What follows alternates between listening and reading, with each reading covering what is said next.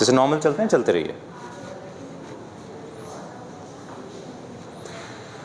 Sharing is 31 और इनके hip में बचपन से ही प्रॉब्लम है। चलिए चलते रहिए, जिसकी वजह से लेफ़्ट पैर छोटा है इनका, लगभग 3 इंच छोटा है।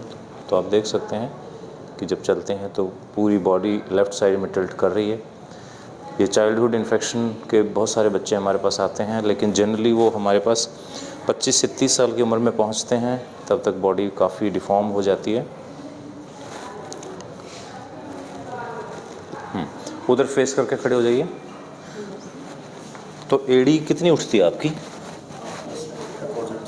करते हैं तो इतनी उठ जाती है। तो ये लगभग 3 इंच का डिफरेंस है इनके लेग में। अगर इसको नीचे रखते हैं तो फिर ये घुटना मोड़ना पड़ता है इधर वाला, ठीक है। तो दैट मीन्स कि जब आप चलते हैं एड़ी रख के तो वो घुटना ज़्यादा मोड़ना पड़ता है। तो ज़्यादा चलने से कहाँ दर्द होता है आपको? पूरी लेग में पेन होता है। कभी कमर में भी दर्द होता है? कमर में भी होते ज़्यादा चलने से। इस घुटने में तो नहीं होता दर्द? इस घुटने में नहीं हो जाता। हाँ। तो कितना चल लेते हो मैक्सिमम? ये सब तो ज़्यादा चलने से 200 मीटर, आधा किलोमीटर, कितना चल लेते हैं? बड़ी मुश्किल से थोड़ा ही चल सकते। थोड़े चल पाते हैं। तो पेन किलर डेली लेना पड़ता है? पेन किलर तो नहीं खाया, ज़्यादा नहीं चलते हम घर पे आराम करते हैं। तो हुआ क्या था बचपन में आपको, क्या हो गया था? कोई चोट लगी थी, कोई इन्फेक्शन हुआ था? सर याद नहीं। याद नहीं। कितनी उम्र रही होगी उस टाइम? 13-14। अच्छा, तो कोई ऑपरेशन हुआ था उस टाइम पे? ठीक है। ऑलराइट। शेयरिंग हमारे पास बहुत दूर से आए हैं, अरुणाचल प्रदेश से। कहाँ रहते हैं अरुणाचल प्रदेश में? बोमडिला। अच्छा, ये डिस्ट्रिक्ट है कोई? जी, वेस्ट कामेंग डिस्ट्रिक्ट। अच्छा अच्छा, ठीक है। तो सीढ़ी चढ़ लेते हैं? सीढ़ी चढ़ जाते, कभी तो दर्द होते, कभी तो साइड से सफ़र पकड़ के लिए चढ़ लेते हैं। एक बार कोशिश करें, आइए।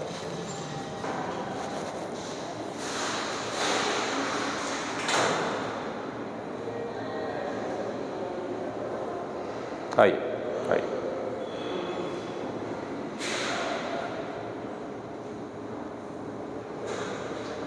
ऐसे ज़्यादा दर्द नहीं है, चलने में ज़्यादा है। आज तो शेयरिंग का हम एग्जामिनेशन कर रहे हैं। तो सबसे पहले आप देखेंगे कि लेग लेंथ इनकी शॉर्ट है, 3 इंच का डिफरेंस है इसमें। आप देखेंगे कम से कम 3 इंच छोटा है इनका पैर। दूसरी चीज़ ये है कि जब इतने सालों से प्रॉब्लम रहती है तो मसल सारी वेस्टेड हो जाती हैं। इधर थाई और काफ मसल्स अच्छी हैं, लेकिन इधर काफ़ी वेस्टेड है। तो पेशेंट के लिम्पिंग के 3 कारण हैं। एक, यहाँ दर्द है। दूसरा, आपका पैर छोटा है। थर्ड, आपकी मसल्स वीक हैं। तो 3 वजह से आप लंगड़ा रहे हैं। तो जब हम सर्जरी करेंगे, हम लेंथ इक्वल करेंगे, पेन भी ठीक कर देंगे आपका। मसल्स को आपने स्ट्रॉन्ग करना है, ठीक है। तो जब हम चलेंगे, आपको कम से कम 1 से 2 साल तक लिम्पिंग रहेगा। क्यों? क्योंकि आपका पैर वीक है। तो 3 में से 2 चीज़ें हम ठीक करेंगे, एक चीज़ आपको ठीक करना है। एक्सरसाइज करके इस पैर को ऐसा ही बनाना जैसे ये है, ठीक है। उसमें 1-2 साल लगेगा। तो 1-2 साल तक आपको लगेगा मैं अभी भी लिम्प कर रही हूँ। जैसे जैसे मसल स्ट्रॉन्ग होंगी आप बिल्कुल नॉर्मल चलेंगे, ठीक है। मूवमेंट्स देखते हैं, ये बिल्कुल ठीक है, इसमें कोई प्रॉब्लम नहीं है। इसमें फ्लेक्शन इज़ 60, ये मूवमेंट नहीं होता है। तो देखिए जैसे मैं रोटेशन ट्राई कर रहा हूँ, पेशेंट पूरा मूव कर रहा है। और अगर अबडक्शन करते हैं तो अबडक्शन बिल्कुल नहीं है, पूरा पेल्विस मूव कर रहा है। अगर जैसे मैं इस तरफ करता हूँ तो पेशेंट बिल्कुल स्टेबल है, लेकिन जैसे इसकी अबडक्शन करते हैं तो द पेशेंट इज़ मूविंग। पैर की उंगली चलाइए। Very good. कोई सवाल, कोई क्वेश्चन, कुछ पूछना है? इक्वल हो जाएगा, ये दर्द भी ख़त्म हो जाएगा, लेकिन मेहनत करनी है, मसल्स को स्ट्रॉन्ग करना है, ठीक है। हमारे बीच में थोड़ा सा लैंग्वेज का प्रॉब्लम है, लेकिन still she is able to convey, ठीक है। All the best.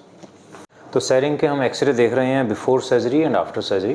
तो इसमें आप पहले जो हम एक्सरे देखते हैं बिफोर सर्जरी का, ये बहुत ही कॉमन एक्सरे हमारे पास आता है। जिन भी बच्चों को बचपन में कोई इन्फेक्शन हो जाता है या कोई इंजरी हो जाती है, तो ये टिपिकल एक्सरे है।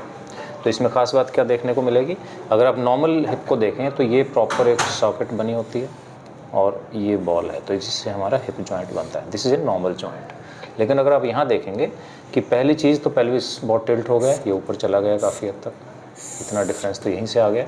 दूसरा, ट्रोकेंटर यहाँ पर है और यहाँ ट्रोकेंटर इतना है, तो ये सारा मिलके काफ़ी शॉर्टनिंग हो जाती है, पेशेंट का पैर काफ़ी छोटा हो जाता है। और सॉकेट जो कि यहाँ होनी चाहिए थी आइडियली, वो एक्चुअली ऊपर चली गई है, यहाँ बन गई है। हेड बिल्कुल डिफॉर्म्ड है, नेक बहुत छोटी है, और ये स्पेस आप देखेंगे बहुत कम है, यानी कि फीमर और पेल्विस के बीच में कोई स्पेस नहीं है, तो मूवमेंट्स बहुत रिस्ट्रिक्टेड हो जाती हैं। इनफैक्ट यहाँ तो बोन पूरा पेल्विस के साथ टच कर रही है, तो ये बिल्कुल स्टिफ जॉइंट हो जाते हैं। आइडियली आप देखें तो इतना गैप होना चाहिए, तभी पेशेंट की मूवमेंट हो पाती है। तो इसमें हमें क्या करना है, सॉकेट को नीचे लाना है, ट्रोकेंटर को नीचे लाना है। और एक और चैलेंज इसमें यह है कि आप देखिए बोन की जो डायमीटर है बहुत कम हो जाता है, यानी कि बोन बहुत छोटी हो जाती है। अगर आप इस बोन से कंपेयर करें राइट साइड से, तो बोन की पूरी डेवलपमेंट नहीं हो पाती है। तो ये काफ़ी सारे चैलेंजेस होते हैं इम्प्लांट की तरफ से भी और सर्जिकल टेक्निक की तरफ से भी। तो इन पेशेंट्स में अगर हम पूरा एक्सप्लोर करेंगे, पूरा ओपन सर्जरी करेंगे, तो सारी मसल्स डैमेज हो जाती हैं, और वो मसल्स जो कि ऑलरेडी वीक हैं। तो इसलिए सारी मसल्स, कैप्सूल्स और लिगामेंट्स को प्रिजर्व करना ज़रूरी है, ताकि हम हिप को एक स्टेबिलिटी दे सकें। तो MIS टेक्निक से हमने सेरिंग की सर्जरी की है। तो इसमें आप देखेंगे पहली चीज़, थोड़ा सा पेल्विक टिल्ट रिवर्स हो गया है, यानी कि अब थोड़ा सा ये पेल्विस इधर नीचे हो गया है। तो पेशेंट को अबाउट 1 सेंटीमीटर लेंथनिंग इनिशियली लगती है, जैसे जैसे चलेंगे, वॉक करेंगे, पेल्विस वापस आ जाएगा। तो अब आप देखेंगे कि ट्रोकेंटर बिल्कुल ऑलमोस्ट सेम लेवल पर है, ऑलमोस्ट सेम लेवल पर है। 1 सेंटीमीटर की लेंथनिंग कुछ ही दिनों में करेक्ट हो जाएगी। हमने जो सॉकेट यहाँ पर थी, उस सॉकेट को पूरा यहाँ ले आए हैं। तो आप देखेंगे ये टीयर ड्रॉप है दोनों तरफ, बिल्कुल यहीं पर सॉकेट आ गई है। नॉन सीमेंटेड इम्प्लांट हमेशा यूज़ करते हैं, स्क्रू की ज़रूरत थी क्योंकि बोन थोड़ा वीक थी।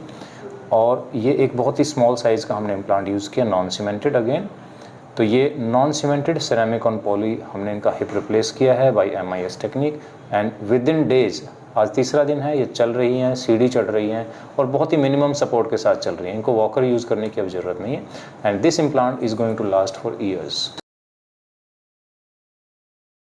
आज तीसरा दिन है, सेरिंग की हमने हिप रिप्लेसमेंट किया है लेफ़्ट साइड का, लेग लेंथ अब इक्वल है, and now she is walking just with a little support on the right side.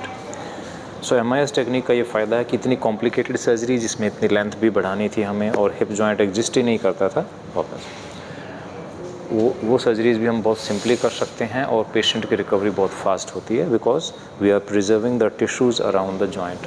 Joint के आसपास जितनी भी स्ट्रक्चर हैं उन सबको, चाहे वो मसल्स हैं, लिगामेंट्स हैं, जॉइंट कैप्सूल है, उन सबको हम प्रिजर्व करते हैं, और पेशेंट ऑलमोस्ट नॉर्मल चलना शुरू कर सकते हैं। लेकिन अभी आप देखेंगे थोड़ा लिम्प कर रहे हैं, बिकॉज पिछले 30 साल से वो एक छोटे लेग के साथ चल रहे थे। बॉडी नीड्स टू एडजस्ट, और कुछ ही महीनों में ये बिल्कुल नॉर्मल चलेंगे, और ड्राइविंग, गाड़ी चलाना, ज़मीन पर बैठना, चौकड़ी लगाना, ये सारे काम ये कर सकते हैं। So that is the beauty of MIS technique, कि कॉम्प्लिकेटेड सर्जरीज़ को हम सिंपल बना के एक अच्छा रिजल्ट दे सकते हैं।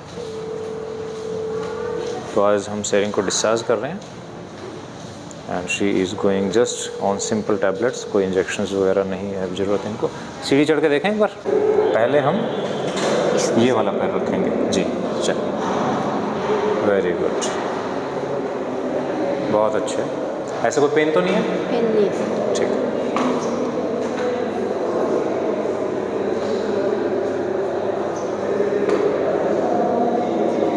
आइए वापस आए।